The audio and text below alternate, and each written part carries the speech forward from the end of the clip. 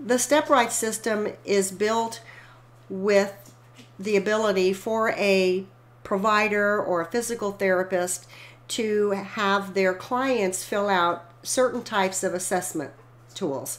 That includes the WHO's, the Hip Disability and Osteoarthritis Outcome Scale, the LEFs, which is Lower Extremity Functional Scale, and the KOOS, which is Knee Injury and Osteoarthritis Outcome Scale.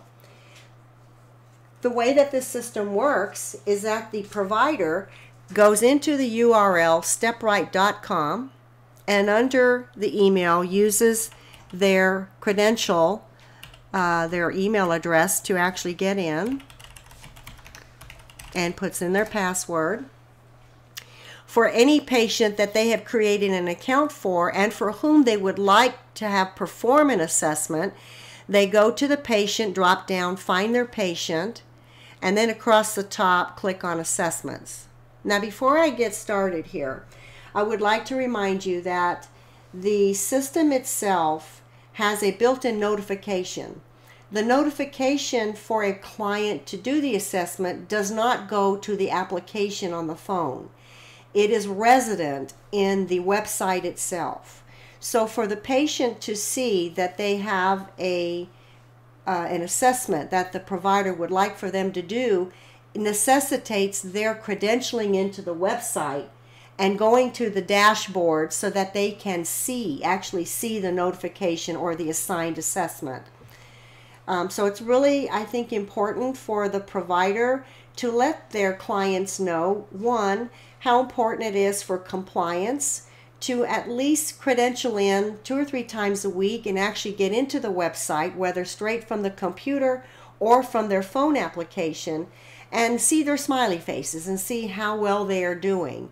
Also equally important, I think, upfront sort of notification on the part of the provider, the physical therapist with their client, letting them know that they will be assigning some assessments for them to do. And you might even say it's going to be once a week or once a month, so they have a heads up, because this is really the only way they're going to know are those 2 ways. They are not going to get a notification on their phone application. So going back to this, you can see what happens on the assessment tab, at least from the provider view. You see in the same patient here where I've been playing around with it, and we've got a number of assessments that have been listed, lots of different dates, different types of assessments, and some of them have been completed. And so what we're going to do is I want to show you at least the calendar, and that you're familiar with this. This is where we can set the different assessments. You can pick the KOOS, WHO's, or LEFs. If you notice that on the 12th I have the KOOS and LEFs already completed, which are indicated in green, why don't we go ahead and assign for this patient the WHO's? You just click and drag it in. That's all it takes. Now you can set it as 1 day for the assessment, or weekly, bi-weekly, or monthly, and that's entirely up to the provider. So that's easy. That is how we set that up. I'm going to log out now as the provider. So now going back to what I said earlier, the patient finds out either through conversation with the provider, or they find out as they are going in to the website, either on the computer or from their phone application, and they're checking in and seeing how they're doing. How's their compliance? So they're going to go to the dashboard. They have to credential in. So we're going to do this on the part of a patient using the computer. So the patient comes in and they have to now credential in. So they have a username and a password just like the provider.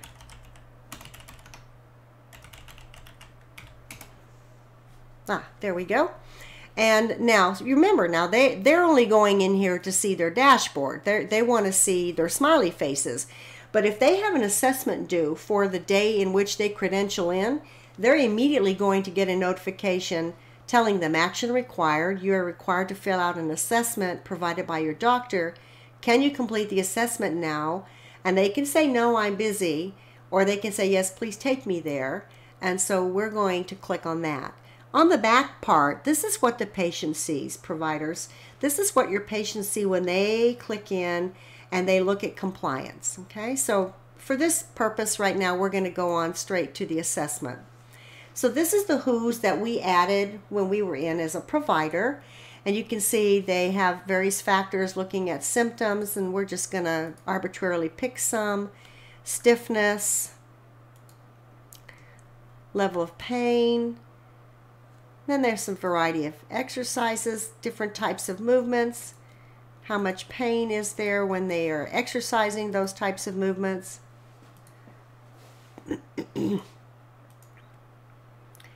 If for some reason the patient doesn't fill out one of these, let me show you what happens. So I left one blank.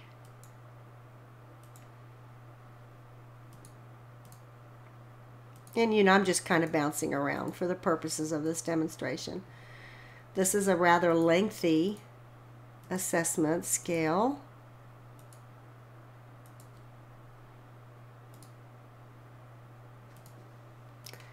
So I left one blank, and it cues the client, oops, it seems like you missed some questions. No worries, we have highlighted each missed question in red.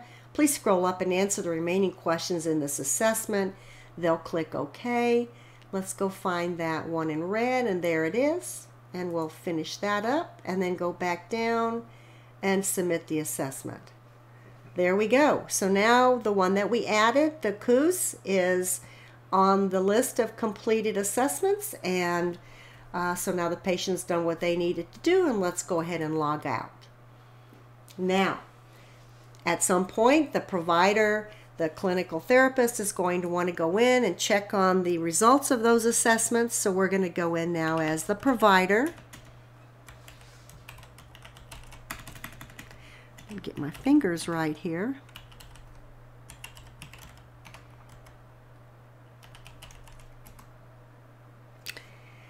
And we're going to find our patient, and because we're interested in assessments, we're going to go in here, and we're going to look for, these are the ones we have already looked at, I believe, and then here's another one.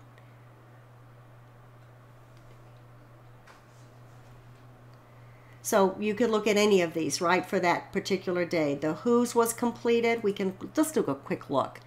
Gives all of the input from the client. Okay, doctor takes a look at all of that.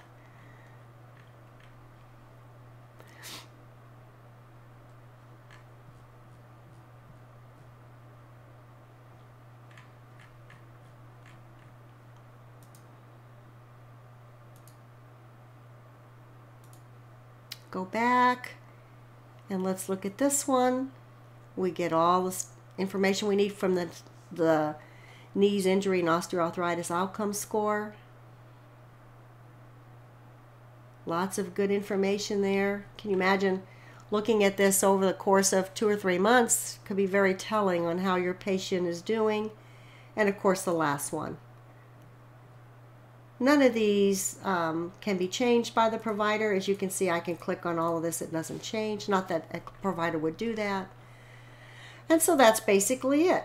This part of the training served just to show you how to assign an assessment to your patients. Number one, how your patient knows to do it. Number two, and then how the provider goes back in and checks on the results of those assessments. Number three. We can log out, and that concludes this part of the training. This one's done, Matt. He's out here. Oh, okay. I don't know how to turn that off for you. He'll go in here and he'll listen to it. There was one place where, okay, I'm sure you can fix that.